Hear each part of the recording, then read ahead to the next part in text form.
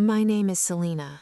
I'm 26 years old, and I spent my birthday saving lives in the ICU, only to walk out to an empty parking spot and a text from my mother telling me she'd sold my car because family comes first. The smell of hospital-grade antiseptic and burnt coffee had become a second skin. My eyes felt like they were filled with sand, and every muscle in my back hummed with a dull, throbbing ache that only a 12-hour shift in the ICU can provide. But as I swiped my badge at the exit, a small, tired smile tugged at the corners of my mouth. I was 26 today. "Happy birthday, Selena!" The security guard, Marcus, called out with a lazy wave. "Go get some sleep, kid. You'll look like a ghost." "Thanks, Marcus. Sleep is the only gift I want." I lied. What I actually wanted was to feel the leather steering wheel of my 2022 Jeep Wrangler. It was my sanctuary, a metallic gray beast that represented every grueling overtime shift and every missed weekend of my early 20s. I had just made the final payment last month. It was mine, completely, legally, and beautifully mine. The Chicago wind bit through my thin scrubs as I stepped into the parking garage. The air was damp, smelling of rain and exhaust. I clicked my key fob, expecting the familiar double honk and the friendly amber flash of the headlights. Silence. I clicked it again, and again. My thumb pressed so hard the plastic dug into my skin. I walked toward row 4, spot 112. The spot was empty. For a second, I just stood there, staring at the oil stain on the concrete where my Jeep should have been. My heart did a slow, heavy roll in my chest. Did I park on level 3? No, I always park here. I checked for shattered glass, thinking of a break-in, but the pavement was clean. It was as if the car had simply evaporated. Panic, cold and sharp, began to override my exhaustion. My breath came in short, jagged puffs that turned to mist in the freezing air. I was reaching for my phone to call 911 when the screen lit up with a notification. "Mom, 5:42 p.m. My stomach dropped. My mother, Beatrice, hadn't called me all day to wish me a happy birthday. I swiped the message open, my fingers trembling. "Surprise! We sold the Jeep. A buyer came by today with cash. Don't be mad. Family comes first. See you at dinner to discuss the rest. Love, Mom." I stared at the words until they blurred into meaningless shapes. We sold the Jeep. The air felt like it was being sucked out of the garage. My lungs burned. She didn't have the title. She didn't have the right. She only had the emergency spare key I'd given her for just in case. I felt a sudden, violent surge of nausea. This wasn't a surprise party. This wasn't a joke. I looked at the empty concrete spot one last time. I wasn't just tired anymore. I was dangerous. I pulled up my Uber app, my hands shaking so violently I nearly dropped the phone. "I'm coming home, Beatrice, and you better have a damn good explanation." The Uber ride was a blur of yellow streetlights and the nauseating scent of a new car air freshener hanging from the driver's rearview mirror. The irony was a bitter pill I couldn't swallow. Every time I closed my eyes, I saw the empty parking spot. Every time I opened them, I saw that text message burned into my retina. Family comes first. When we pulled up to my mother's suburban house, the windows were glowing with a warm, inviting amber light. It looked like the picture-perfect image of a happy home. My brother Hunter's beat-up sedan was parked in the driveway, crooked as usual. There was no sign of my Jeep. I slammed the Uber door harder than I intended and marched up the walkway. My heels clicked sharply against the pavement, a rhythmic countdown to the explosion building in my chest. I didn't knock. I twisted the handle and flung the door open. The smell hit me first. Vanilla frosting and roasted chicken. Music, some upbeat jazz my mother loved, was playing softly in the background. "There she is, the birthday girl!" Beatrice's voice chirped from the dining room. I walked into the room, still wearing my wrinkled blue scrubs, my hair matted from a day under a surgical cap. Beatrice stood there, holding a frosted cake with 26 flickering in candlelight. Sitting at the table was Hunter, his eyes glued to his phone, a smug, half-hidden smirk on his face. "Where is it?" I asked. My voice was low, vibrating with a lethal edge. Beatrice set the cake down, her smile wavering but not disappearing. She looked elegant in her silk blouse, every hair in place, the perfect contrast to my disheveled exhaustion. "Now, Selena, don't start. Blow out the candles first. We have so much to celebrate." "Where is my car?" I stepped closer to the table, ignoring the cake. "You texted me that you sold it. Tell me that was a sick joke, Mom. Tell me you just moved it to the street." "It wasn't a joke, sis," Hunter piped up, finally looking up from his phone.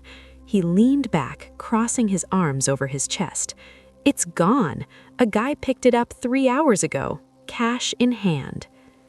I felt the blood drain from my face. "You had no right. The title is in my name. I paid every cent. That car is mine." "We are a family, Selena," Beatrice said, her tone shifting into that condescending mother-knows-best register that used to make me feel small. Today, it just made me feel cold. "And family members help each other when things get dire. We don't hoard assets while others are drowning." "Drowning?" I looked at Hunter, who suddenly found his fingernails very interesting.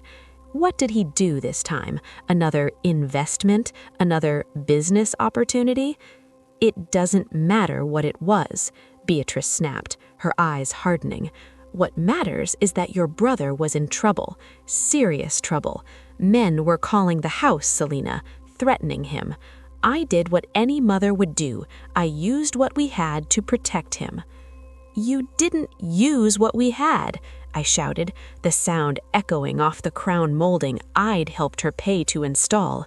"You stole my car, Beatrice. You forged my signature." "I prefer the term managed the situation," she replied coolly, reaching for a cake knife as if she hadn't just admitted to a felony. "Now sit down, eat. We need to discuss the next step. There's still a small gap we need to bridge." My stomach turned. "A gap?" "The sale covered the debt," she said, sliding a piece of cake onto a plate. "But there's more, and since you're making such good money at the hospital, we figured you'd want to finish what we started." I stared at her, realized I didn't recognize the woman standing across from the cake. The room felt smaller, the air thicker.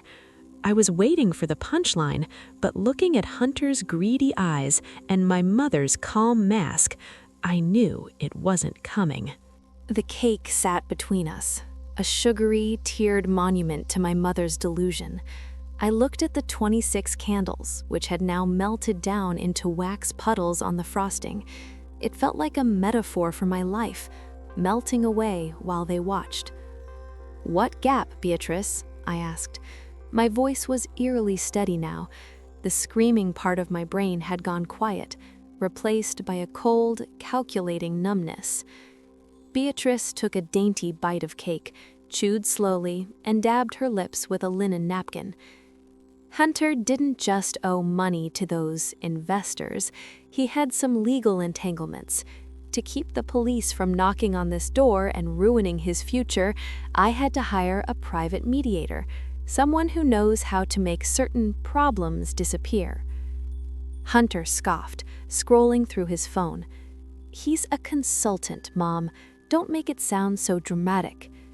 "It is dramatic, Hunter." Beatrice turned back to me, her eyes pleading but her voice firm. The consultant cost $6,000, Selena. He worked through the night to ensure no charges were filed for misappropriation of funds at your brother's last job.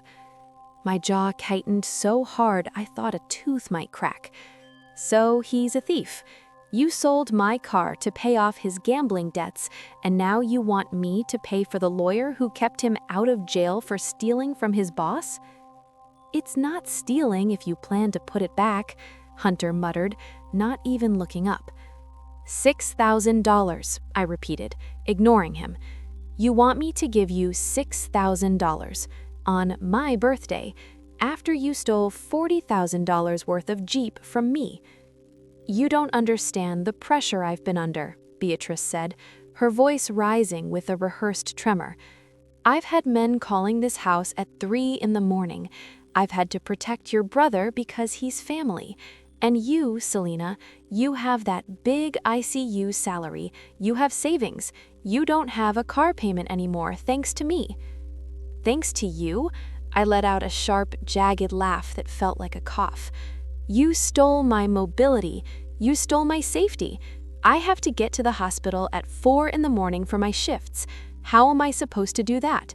Walk through the South Side? You can take the bus, or save up for a nice little sedan, Beatrice said, waving her hand as if she were brushing away a fly. The point is, the mediator needs his payment by tomorrow morning. I've already used everything I had to clear the initial debt. This last $6,000 is on you. And if I say no? The room went silent. The upbeat jazz on the speakers felt mocking. Beatrice leaned forward, her face hardening into a mask of cold authority. Then you aren't a part of this family, she whispered. If you're so selfish that you'd let your brother go to prison over a few $1,000s and a car, then I didn't raise the daughter I thought I did. You'll be dead to us. No more Sunday dinners, no more holidays, nothing. I looked at Hunter. He was grinning now, a predatory little flash of teeth. He knew he'd won. He always won. He was the golden child, and I was the well that never ran dry. I see, I said, standing up. I didn't look at the cake. I didn't look at the photos of us on the mantel. I looked at the door. I need to go to the bank. I can't move that much money via Venmo without a clearance. Beatrice's face instantly softened back into that fake, sugary warmth. I knew you'd understand, honey. It's for the family. We'll keep your dinner warm for when you get back. Don't bother, I said, grabbing my bag. I've lost my appetite. I walked out into the night, the Chicago wind hitting me like a slap. I wasn't going to the bank. I was going to the one place Beatrice and Hunter never thought I'd have the guts to visit. The police station smelled of industrial floor wax and the lingering, stale scent of cheap coffee. It was a harsh, fluorescent world that didn't care about family loyalty or birthday wishes. I sat on a hard plastic chair, my damp scrubs sticking to the seat, clutching my oversized tote bag like a shield. Inside that bag was the heavy cardstock of my original car title and my registration. Beatrice had found my spare key, but she hadn't found these. She must have forged a duplicate or lied to the DMV. Either way, I had the truth in my hands. "Officer Miller will see you now," a desk sergeant said, nodding toward a frosted glass door. I stood up, my legs feeling like lead. I walked into a small, cluttered office where a man with tired eyes and a salt and pepper buzz cut sat behind a desk piled with files. "Selena, right? You're here to report a stolen vehicle?" Miller asked, not looking up from his computer. "Yes," I said, my voice cracking. I cleared my throat and sat down. "But it's complicated. My mother sold it. Without my permission. She forged my signature." Miller finally looked up, his eyebrows climbing toward his hairline. He sighed, the sound of a man who had seen too many family holidays end in handcuffs. "Look, Selena, Usually these things are civil matters. If it's a family dispute, the court generally wants you to handle it between yourselves. She sold a $40,000 vehicle that is solely in my name, I said, leaning forward. I pulled the title out and slid it across the desk. I pointed to the signature line. I was in the ICU saving a heart attack patient when she sold this. I have my time card to prove it. I didn't sign a thing. Miller picked up the document, examining it under the harsh desk lamp. He looked at the registration, then back at me. And you're sure she has no legal claim to the car? No cosign? None. I paid for it, every cent. He leaned back, the springs of his chair groaning. If what you're saying is true, this isn't just a family dispute. This is grand theft auto and identity theft, felony level. Once I file this report, Selena, it's out of your hands. The state takes over. Your mother could go to prison. Are you prepared for that? The image of Beatrice's face flashed in my mind. Not the mother who tucked me in, but the woman who had just told me I was dead to the family unless I handed over $6,000 more. I thought about the sweat and tears I'd poured into those ICU shifts to earn that car. She told me, family comes first, I whispered, more to myself than to him. But she forgot that I'm family too. I looked Miller straight in the eye. File it. I want to report the car stolen, and I want to report the forgery. The room was silent except for the rapid click-clack of Miller's keyboard. Each stroke felt like a nail in the coffin of my relationship with Beatrice. Okay, Miller said after a few minutes. I'm flagging the VIN. If that wholesaler tries to register it or move it, the system will scream. I'm also sending a unit to your mother's address to recover the sales documents and question the parties involved. Wait, I said, a sudden idea sparking in the cold darkness of my mind. Can the police wait until tomorrow morning? I told her I was going to the bank to get the $6,000 she demanded. She expects me there at 9 a.m. Miller leaned forward, a grim smile touching his lips. You want to be there when we show up? I want her to see exactly what family comes first looks like when the law gets involved. I didn't sleep. I spent the night in a cheap motel 2 blocks from the police station, staring at the ceiling fan as it sliced through the shadows. Every time I drifted off, I saw Beatrice's face, not as it was now, but from 20 years ago, cheering for me at my graduation. Then the image would shatter, replaced by the empty parking spot in the hospital garage. By 8:30 a.m., I was pulling up to my mother's house in another Uber. The morning sun was too bright, a cruel, mocking glare against the frost-covered lawns. My stomach was a knot of cold lead. I walked inside. The house smelled of bacon and expensive coffee. It was the smell of a normal Sunday morning, a smell that used to mean safety. Now it made me want to gag. Beatrice was at the stove, wearing a floral apron over her yoga clothes. Hunter sat at the breakfast bar, scrolling through his phone, shoving a forkful of scrambled eggs into his mouth. He didn't even look up when I entered. "Good morning, sunshine," Beatrice chirped, turning around with a spatula in her hand. Her eyes immediately darted to my hands, then to my purse. "You look tired, honey, but I'm so glad you're here. Did you get everything sorted at the bank?" I got what I needed. My voice sounded hollow, echoing in my own ears. I sat down at the far end of the table, keeping my coat on. I felt like a spy in a foreign country. "Excellent." Beatrice set a plate of food in front of me. I didn't touch it. "The mediator, Mr. Vance, is expecting the wire or the cash by 10. He was very firm about the deadline. Once that's paid, this whole nasty business with Hunter's investors is behind us. We can go back to being a family again." "A family," I repeated. I looked at Hunter.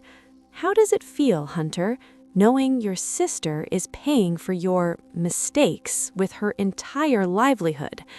Hunter finally looked up, his eyes narrow and defensive. "Don't act like a martyr, Selena. You've got a fancy degree and a union job. You'll have another Jeep in a year. I was looking at literal jail time. Mom did what she had to do." "She committed a felony, Hunter. She stole from me." "Oh, stop the drama," Beatrice snapped, her sugary facade cracking for a split second. She leaned over the counter, the spatula pointing at me like a weapon. "I gave you life, Selena.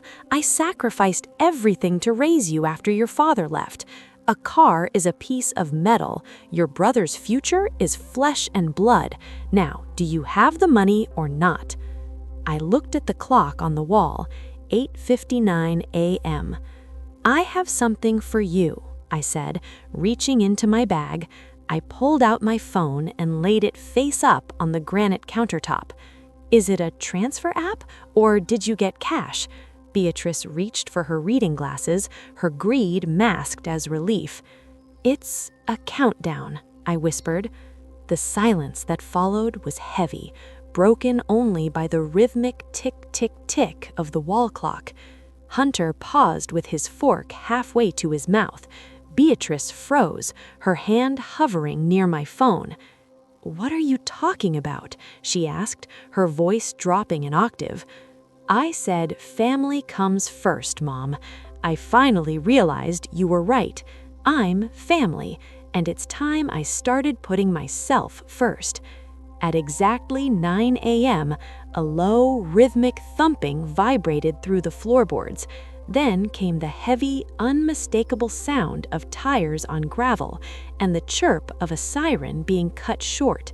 Red and blue lights began to dance against the kitchen wallpaper, casting long, frantic shadows over the half-eaten breakfast.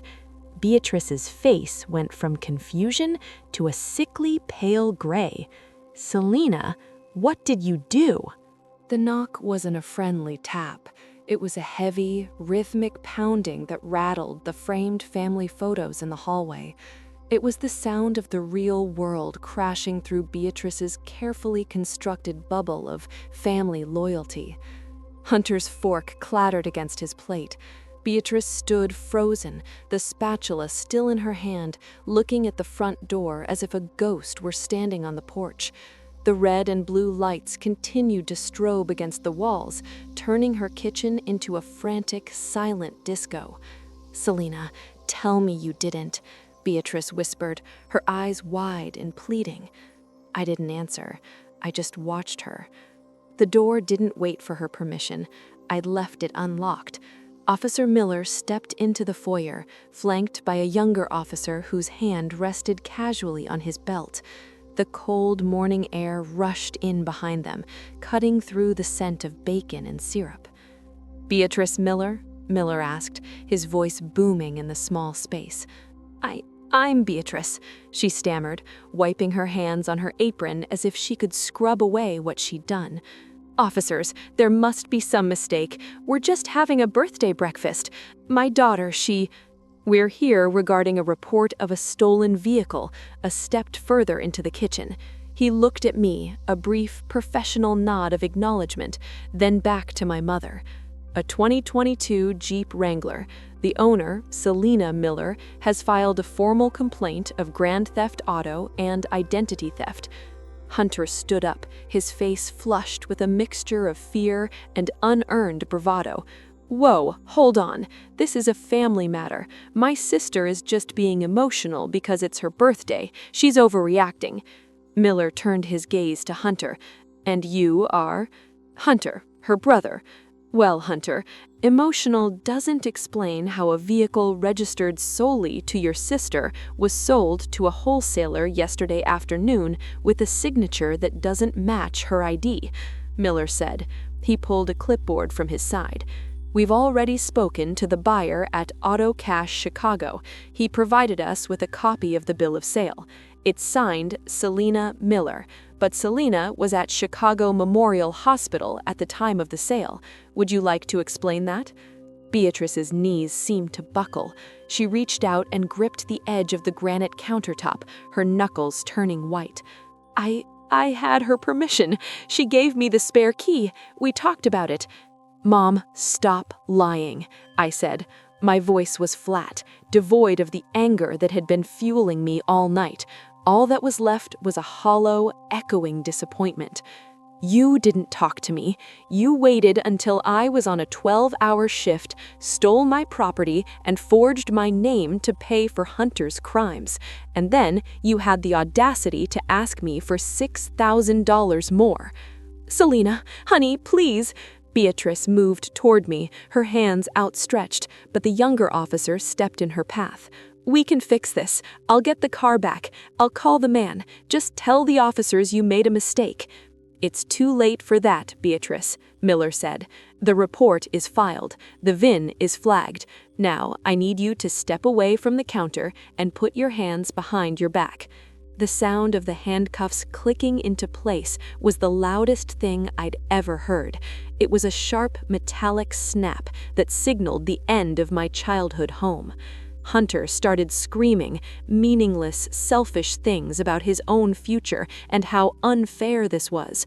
Beatrice began to sob, a jagged, ugly sound that made my skin crawl.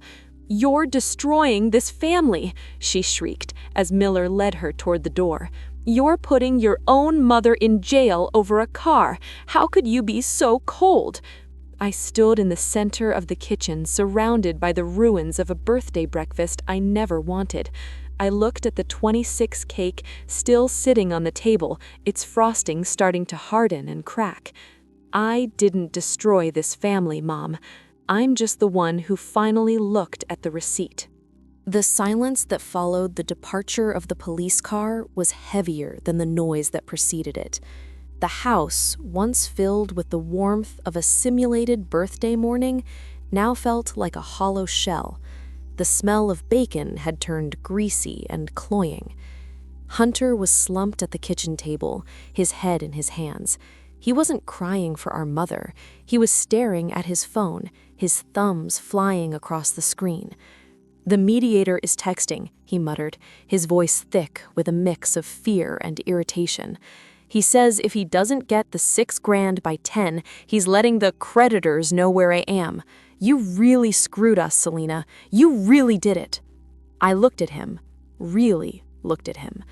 I saw the expensive sneakers I'd bought him for Christmas, the designer watch our mother had probably pawned something to get him. He was a black hole of need, and Beatrice had spent her life trying to fill him up with my light. "The mediator isn't coming for the money, Hunter," I said, my voice cold, "because the police are currently looking for him too. I gave Officer Miller the phone number Mom used to contact him. Fraud usually likes company." Hunter looked up, his face pale. You gave them his number?" I'm done protecting people who wouldn't even give me a ride to work after stealing my car. I grabbed my bag and walked toward the door. "Get out of Mom's house, Hunter. The police will be back to search for the title forgery equipment. I suggest you aren't here when they arrive." I didn't wait for his response. I stepped out into the crisp morning air and called a cab. I had one more stop to make: Auto Cash Chicago. The dealership was a gravel lot on the edge of the city, surrounded by a chain-link fence topped with rusted barbed wire. A small neon-lit office sat in the corner, smelling of stale cigarettes and floor cleaner. Behind the desk sat a man with a thick neck and a gold chain that looked like it was choking him. "Can I help you?" he asked, not looking up from a racing form. "I'm Selena Miller," I said, placing my ID and the original car title on the desk with a sharp thud. "And I believe you're in possession of my 2022 Jeep Wrangler." The man froze. He looked at my ID, then at the title, then at me. His face went from bored to terrified in 3 seconds flat. Look, lady, a woman came in here yesterday, had the keys, had a title. She said she was your mother and you were too sick to come in. She forged my signature, I said, leaning in, and the police have already processed the report. You're currently holding stolen property. Receiving stolen goods is a felony, but I'm sure you know that. I paid 25 grand for that car, he shouted, standing up. I'm out the cash. Then I suggest you sue Beatrice Miller, but right now you're going to give me my keys and I'm going to drive my car off this lot.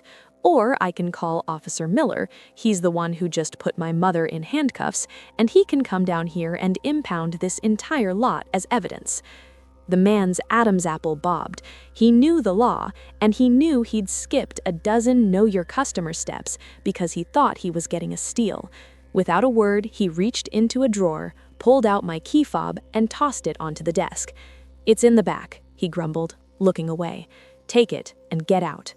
Walking through that gravel lot felt like walking on clouds. There it was, my metallic gray sanctuary, dusty and sitting between two wrecked sedans, but whole. I pressed the unlock button. Hunk hunk, the sound was the best birthday present I'd ever received. I climbed into the driver's seat. The interior still smelled of my vanilla air freshener and the faint scent of my hospital scrubs. I gripped the steering wheel, my forehead resting against the cool leather. I was shaking, the adrenaline finally ebbing away and leaving a vast, aching exhaustion in its place. I started the engine. The roar of the Jeep felt like a victory cry. But as I backed out of the lot, I saw a notification on my dashboard. My phone had synced to the Bluetooth. 15 missed calls, Beatrice. 22 unread messages, Hunter. I pulled over to the side of the road, the city skyline looming in the distance. My finger hovered over the screen. The silence inside the Jeep was a living thing. For years, this car had been filled with the sounds of my life. Podcasts on the way to a hospital, late-night singing after a grueling shift, the laughter of friends. Now it was just the hum of the heater and the rhythmic buzz of my phone against the center console. I picked it up. My thumb hovered over the delete all button, but I stopped. I needed to see it. One last time. Selena, please. They're transferring me to the county jail. If I have a record, I'll lose everything. Tell them it was a misunderstanding. I'm your mother. Beatrice. The creditors found me, Selena. I'm hiding at a friend's. You happy now? You destroyed us over a stupid car. Hunter. I didn't feel the sting I expected. There was no hot flash of guilt, no urge to call Officer Miller and take it all back. Instead, I felt a strange, light buoyancy, like a patient who had finally been cleared of an infection. I didn't delete the messages. I archived them. Evidence for the trial. Then I did what I should have done years ago. I opened the settings, went to their contacts, and hit block. One by one, the ghosts vanished from my phone.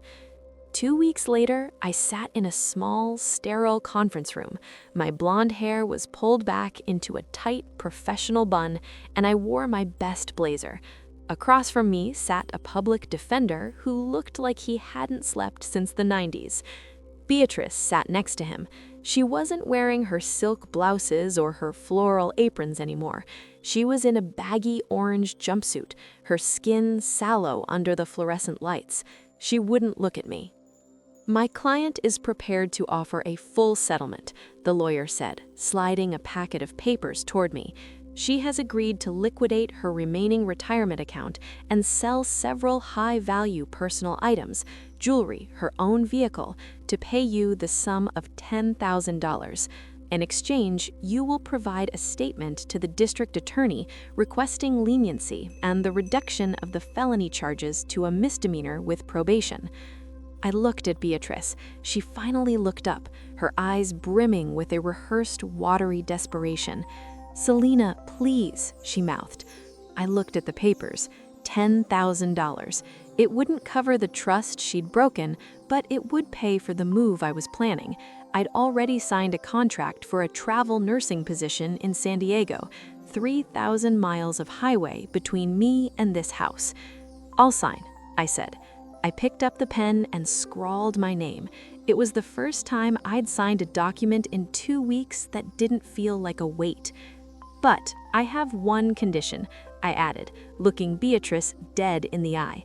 "Hunter is never to contact me again. If I see his name on a screen, if I hear his voice through a door, the deal is off. I'm done being the family's ATM."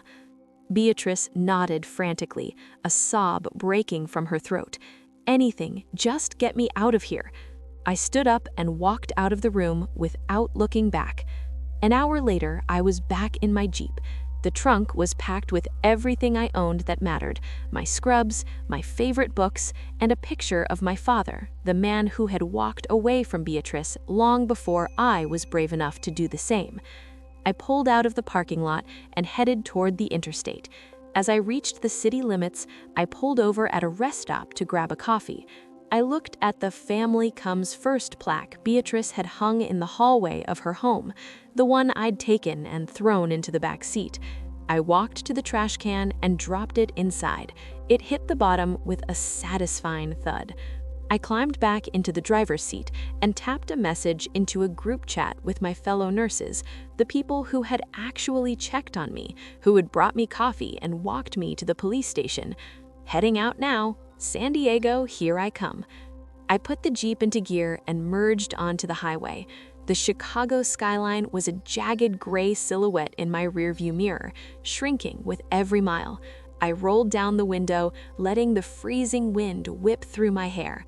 For the first time in 26 years, the road ahead was wide open, and I was the only one with the key to the ignition.